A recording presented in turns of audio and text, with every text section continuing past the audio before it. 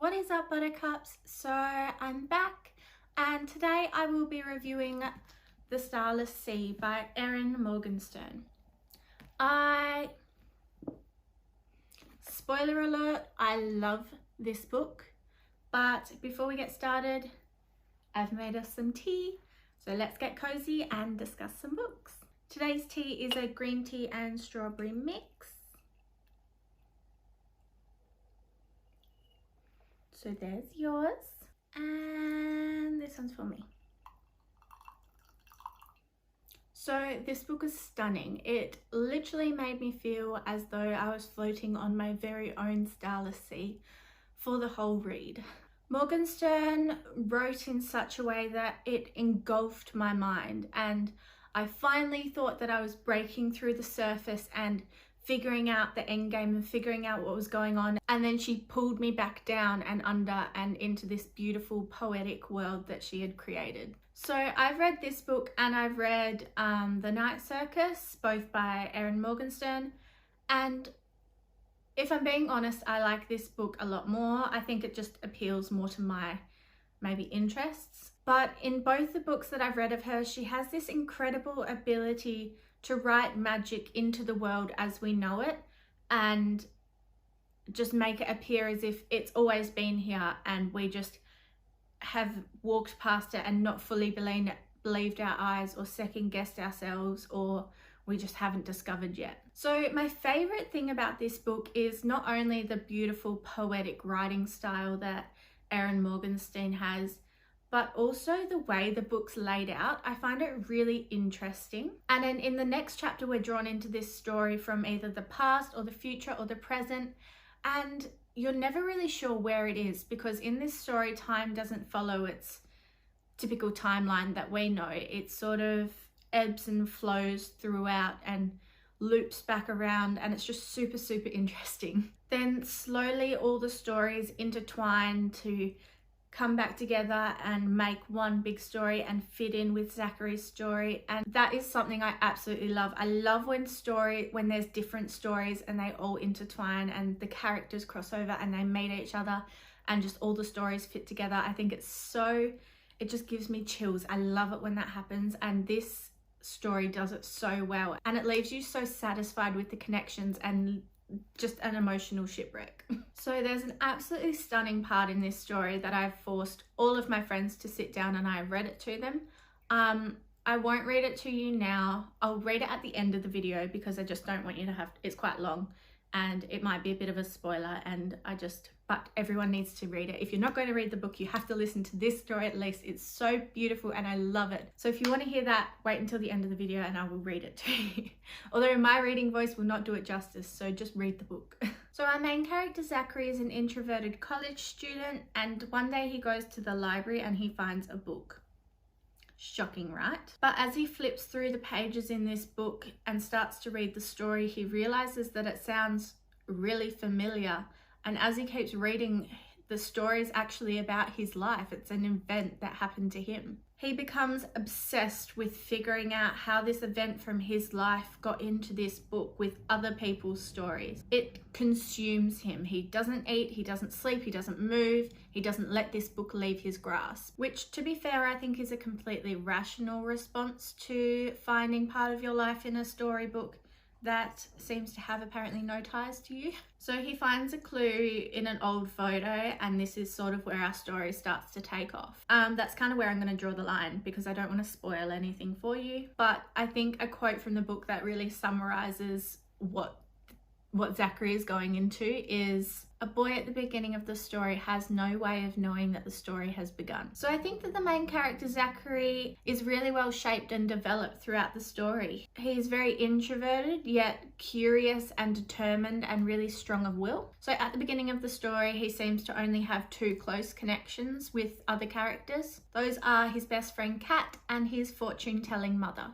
I really enjoy Kat as a character. As quite an introverted person myself, I could actually see this friendship as a relatable and sustainable relationship for someone like myself and someone like Zachary. The relationship between Zachary and his mother, on the other hand, I did find slightly distant for a mother and son relationship, but when you kind of take into consideration about the fact that his mum is a fortune teller and she can see things and she can feel her son's energy, it probably makes sense that they don't have to connect on the physical as much and they don't have to see each other as much because his mother kind of can feel what's going on. So moving on to the love dynamic in this story. Not gonna lie, when the love interest first entered the scene, I was slightly worried. I was a bit worried it was going to be a bit of an insta love kind of thing. And in short, it kind of was and it kind of wasn't.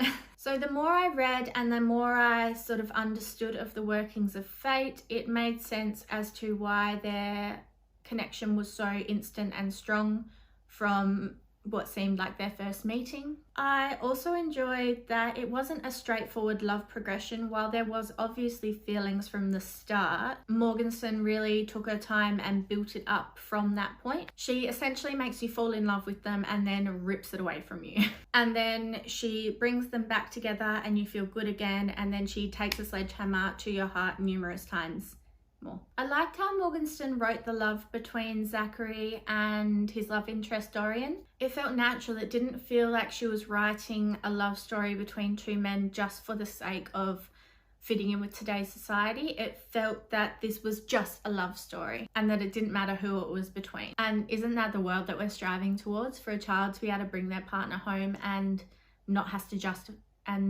justify who or why they're dating them. So the storyline takes us around a bend and up a hill and then up another hill and then in a few more circles and then finally off a cliff before we reach our destination. So despite this description, I really did enjoy the journey. However, I do have some critical points, just because what is a review without them?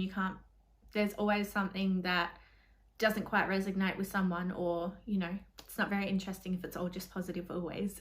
So I did find myself utterly lost in some parts of this book, I'm not gonna lie. Most of the time it was in a way that didn't really impact my joy of the story. Like, I was lost, but I was still enjoying the ride. It just kind of pushed me to further connect the dots and get back on track. But I do remember at one distinct point, I can't remember where it was, but I do remember feeling so lost and so just completely out of the zone that I did struggle to push through, but then it didn't take me long before I was back in the story and completely invested again. So in terms of the pace of the story, apart from the very small amount of parts that I was just completely perplexed in, I really enjoyed the pace of the Starless Sea. I thought that breaking up the chapters in the way that she did, so one was about Zachary and one was about a different story, it kind of created a really nice rhythm. You never found it monotonous. It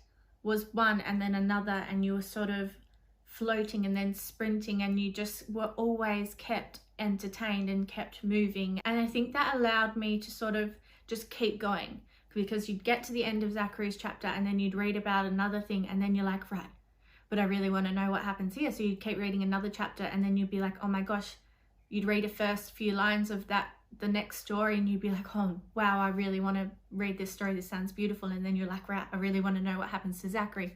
So you just kind of keep going. It's always keeping you intrigued. It's always keeping you wanting to find out what's next. So Morgenstern really leaves it to the last minute to pull this story together.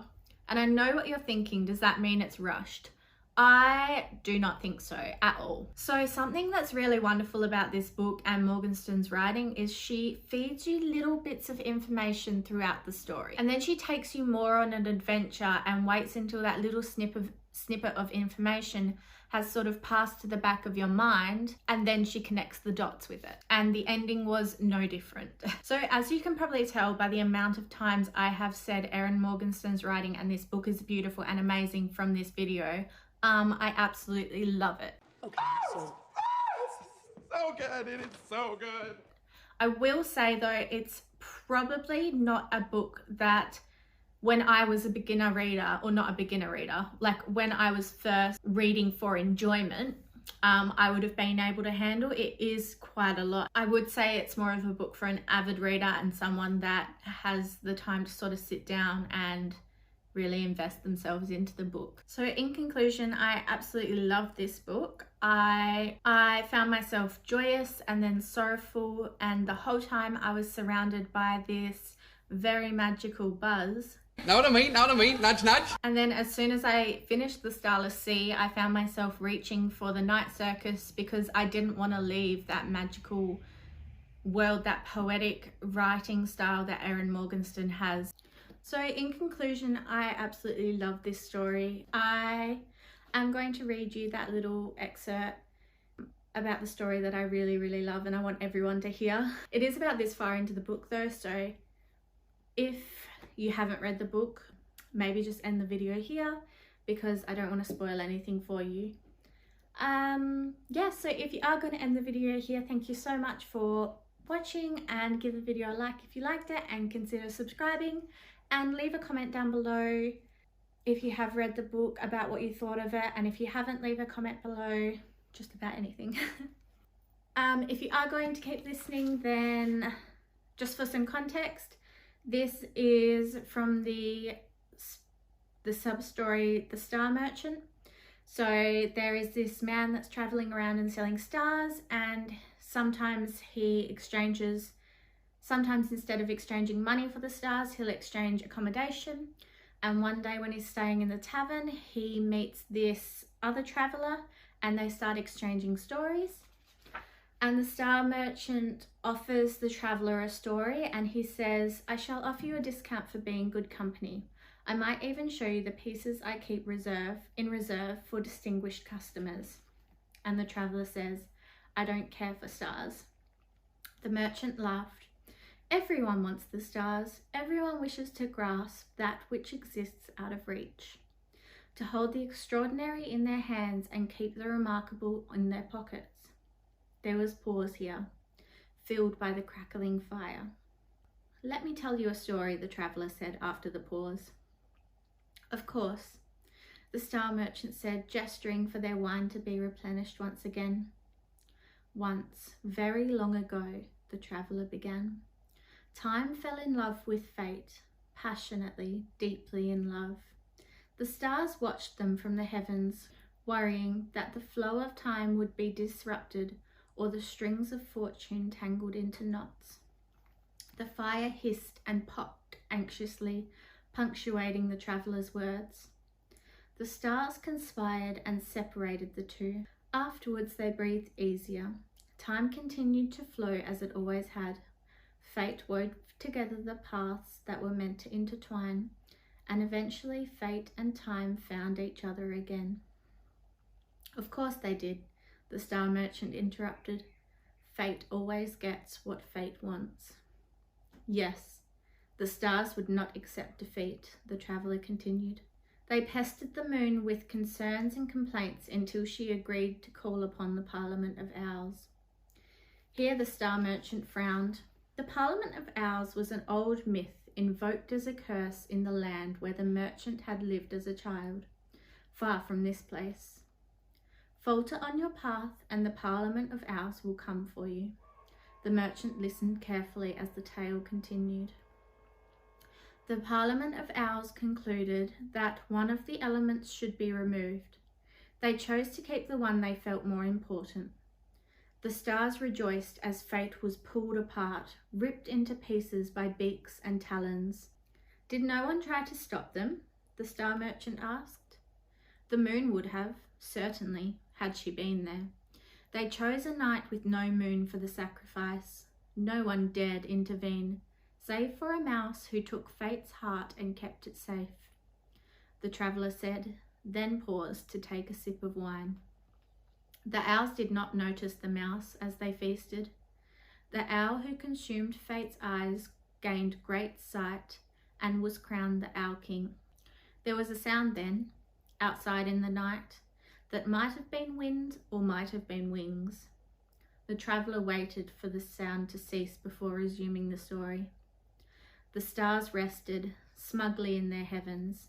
They watched as time passed in broken-hearted despair, and eventually they questioned all that they once thought indisputable truth. They saw the crown of the Owl King passed one to another like a blessing or a curse, as no mortal creature should have such sight. They twinkle in their uncertainty, still, even now as we sit below them. The traveller paused to finish the last of the wine. The story ended. As I said, I do not care for stars. Stars are made of spite and regret. The star merchant said nothing. The constellation-covered bag rested heavily by the fire. The traveller thanked the star merchant for the wine and for the company, and the merchant returned the sediments. Before retiring, the traveller leaned in and whispered in the merchant's ear, "Occasionally fate pulls itself together again, and time is always watching." So yeah, that gave me goosebumps reading it again. I love that part of the story so much. It is my favorite. Yeah, so that's the end of the video. Thank you so much, especially if you came this long and listened to my reading. I will see you next time, hopefully. Bye.